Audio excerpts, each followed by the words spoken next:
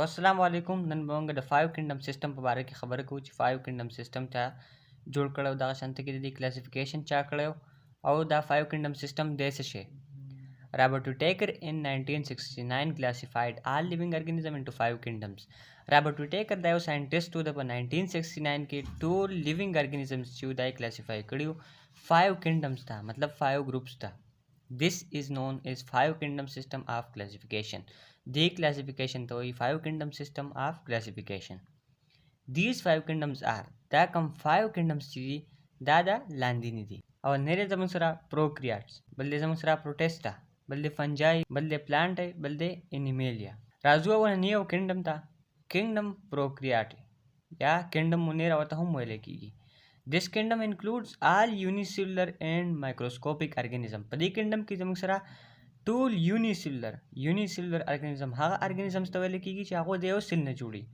and microscopic organism هغه organism چې موږ د مایکروسکوپ په ذریعہ باندې لیدلی شو without microscope مطلب په نیکټ آی باندې موږ هغوی نشو لیدلی These organisms lack membrane bounded nucleus په دې کې membrane bounded nucleus نه and other organelle inside their cells دوی په سیل کې organelles دا هغوی هم غیر چاپیره membrane نه وي Their cell wall is made up of membrane د دې سیل وال چې دا جوړي د سنه membrane نه Example are bacteria شو دا څنګه کې cyanobacteria شو دویم د زموږ سره kingdom protista or kingdom protoptesta دا kingdom چې په دې کې eukaryotic organism هغه organism چې په هغه کې true nucleus او membrane bounded organelles پکې هغه ته ویل کېږي eukaryotic organism which are usually small and having differences with the organism of other eukaryotic kingdoms دا چې دي عام طور باندې دا ډېر زیات واړی او د دې نور ارګانیزمز چې یوکریاټیک ارګانیزم چې نور کینډمز دا د هغې نه ډېر زیات ډیفرنسز په دې کې موجود دي they usually live in aquatic habitat دو عام طور باندې په اوبو کې اوسېږي الجی شو سلایم مولډز شو دغه څنګه کې پروټوزون شو پلازموډیم شو امیبا پیرامیشیم وغیره دا د ایگزامپلز دي بل دې زموږ سره کینډم پلانټ دی په دې کینډم کې چې دي ټول ملټي سیلولر او یوکریاټیک ارګانیزم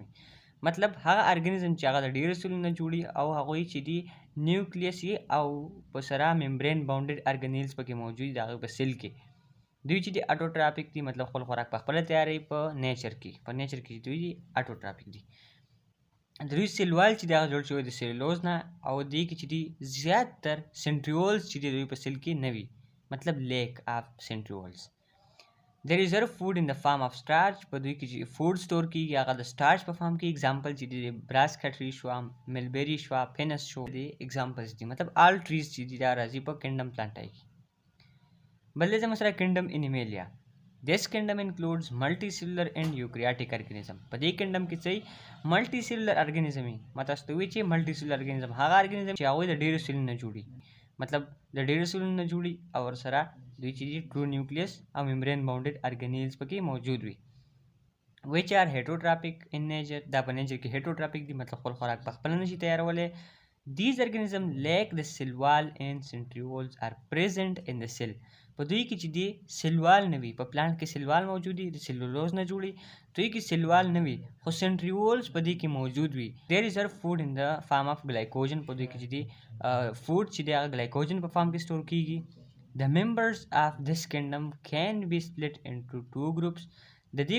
کینډم چې کوم ممبرز دي هغه موږ دوه ګروپونو باندې بیا تقسیم کړل ځکه چې انیملز چې دا ډېر زیات دي کوم چې دي ورټیبریټس انورټیبریټس هغه ارګانیزم چې هغه بیک بون یا هغه ته ورټیبریټس وایي چې بیک بون پکې نه وي هغه ته انورټیبریټس وایي لکه څنګه چې جیلی فش شو دا څنګه کې وارمز شو انسیکټس شو فش ریپټایلز برډز میملز دا examples دي د دې کینډم انیمیلیا او ورټیبریټس او انورټیبریټس سو دا ونه لیکچر آی هوپ تاسو ته لیکچر خلک دی لوي اگر لیکچر تاسو ته هیلپفل لګیدلی نو خپل یو فرند سره لازمي شیر کړئ چې دا غوي هم مدد وکړي شي